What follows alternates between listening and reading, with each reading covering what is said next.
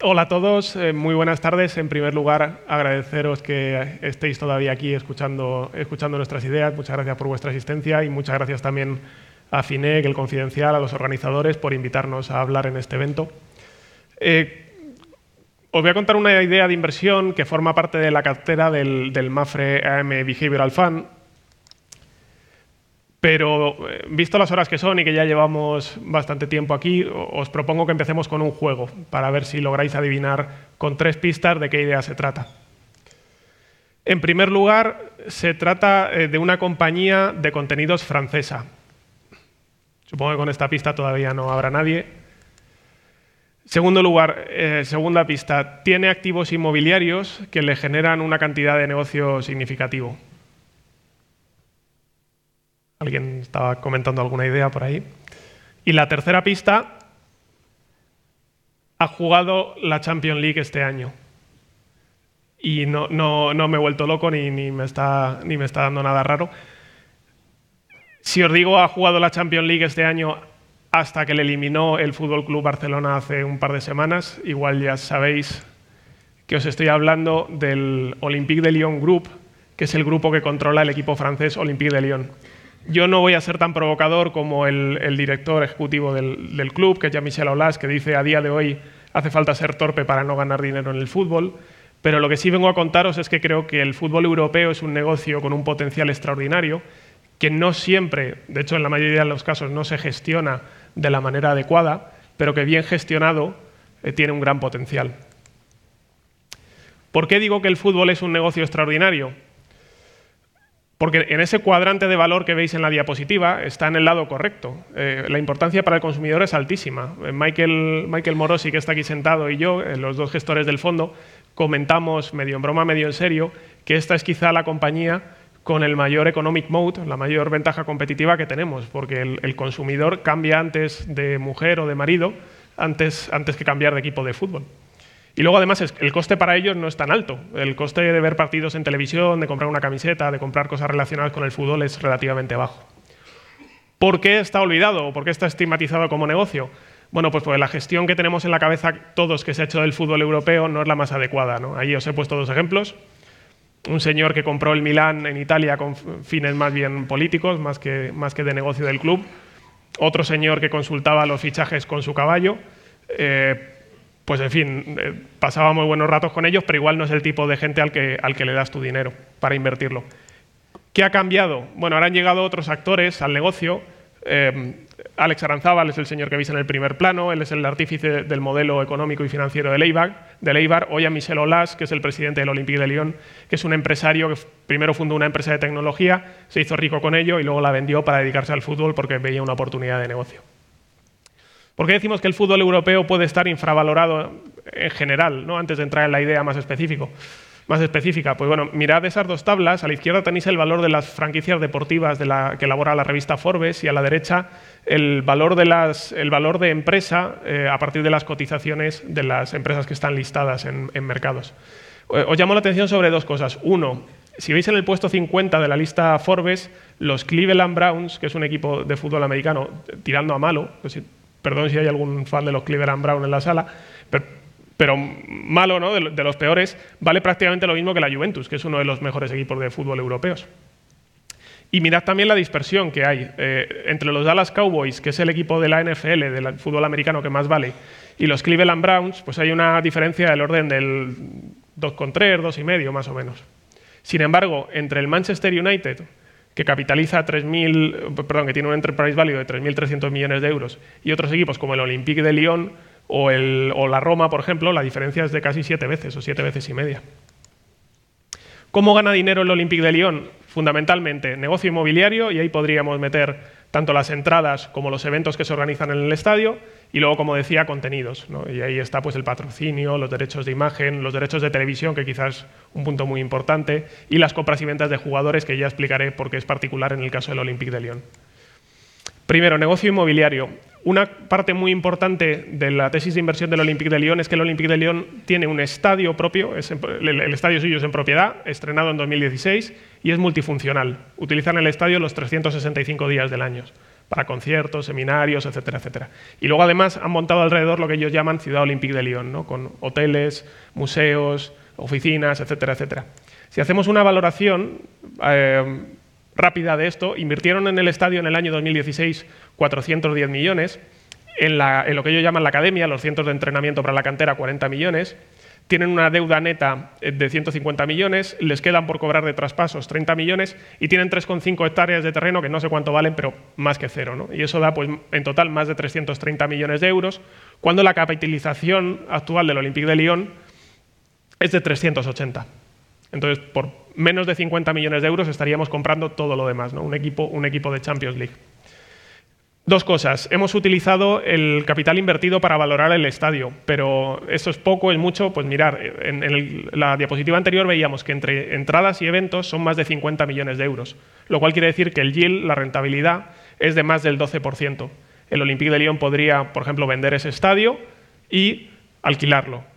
Y si un inversor requiriera una yield, por ejemplo, del 7,5, poned vosotros el número, pues el valor del estadio nos iría a 670 millones y entonces ya estaríamos hablando de que nos están pagando 200 millones por tener el equipo de fútbol. Dentro del equipo de fútbol, ¿cuáles son los negocios? De menor a mayor importancia, merchandising, publicidad en las camisetas, etcétera, etcétera. El equipo femenino, son el mejor equipo de fútbol femenino, con la capacidad de expansión que tiene esto, sobre todo en Estados Unidos. Y expansión internacional, están llegando a acuerdos en China para expandir la marca Olympique de Lyon. Venta de jugadores, esto es muy importante porque el Olympique de Lyon no es el típico equipo que todo lo que entra en caja se lo gasta en jugadores. Para ellos la venta de jugadores es una parte recurrente del margen. Lo dicen, veis ahí la frase del CEO, y lo hacen. En los últimos años, de media, 20 millones de beneficio entre compras y ventas de jugadores. ¿Lo pueden seguir haciendo? Pues sí, mirad las valoraciones de Transfer Market o de CS Value, ¿no? Dicen que la plantilla vale 420 millones uno, 523 millones el otro. Y de hecho veis en la prensa recurrentemente noticias sobre posibles traspasos de jugadores del Olympique de Lyon, ¿no? Yo ahí, en esos tres titulares, veo muchos millones. ¿Cuál es la tendencia de los derechos de televisión en Europa? Y esta es una parte importantísima de la tesis, creciente. Ahí tenéis los contratos para diversos periodos y veis que los incrementos son bestiales, ¿no? En la Premier League, por ejemplo, que ahora tiene 3.000 millones de euros el contrato para todos los equipos, están hablando de negociar el siguiente contrato y que sean 4.000 millones. En España, en Italia, en Francia, todos están creciendo. ¿Qué es lo que pasa? Que los clubes han visto el negocio y por eso han montado una asociación y lo que están buscando, y eso se está discutiendo y es noticia de los últimos meses, intentar hacer una liga europea y usar los fines de semana para jugar, porque eso te da un potencial mucho mayor. Si eso llegara a hacerse, y es una opcionalidad por la que no estamos pagando, ya no estaríamos hablando de competir con las otras ligas nacionales europeas, sino que estaríamos hablando de competir, pues, con la NFL, la Liga de Fútbol Americano, la NBA, la Major League of Baseball, etcétera, etcétera. Y como veis ahí, el incremento sería enorme, ¿no? Claro, diréis, sí, pero es fútbol. Bueno, y precisamente porque es fútbol, los resultados a corto plazo es verdad que sí que dependen más de los resultados. Las cotizaciones de los clubes a corto plazo dependen más de los resultados de los resultados deportivos que de los empresariales. Y por eso se dan cosas tan ridículas como que el Olympique de Lyon, que es un club que gana dinero todos los años, genera caja, valga muchísimo menos que clubes como el Manchester United o como la Juventus, que tienen pérdidas de manera recurrente todos los años, ¿no? O sea, mirad la diferencia bestial en la capitalización. ¿Qué va a corregir esto? Pues, en mi opinión, dos factores. Uno es el largo plazo. Pues, probablemente a medida que esto se vaya desarrollando, que haya nuevos acuerdos de televisión, que la gente empiece a ver más los números, pues tenderemos hacia una situación un poco más racional. Y hay una segunda circunstancia, que es lo que vais en la parte izquierda para vosotros de la diapositiva, que son las transacciones privadas. El capital, ahora mismo hay, confirmado por el presidente de la Liga de Fútbol francesa, 5 inversores americanos buscando comprar clubes franceses. Luego entraremos en las valoraciones, porque bastante menos atractivas que las del Olympique de Lyon. Y de hecho, en el propio Olympique de Lyon hay un grupo chino que compró el 20% de la compañía recientemente y pagó 100 millones de euros. Estaríamos hablando de que lo están valorando implícitamente a 500 millones cuando la capitalización de mercado es mucho mayor. Pues quién sabe si ese propio grupo chino, algún grupo de inversión americano o otra empresa de capital riesgo, pues podría entrar, comprar y hacer aflorar ese valor que nosotros vemos en la empresa. Sin más, pues muchas gracias por vuestra atención y espero os haya resultado interesante. Gracias.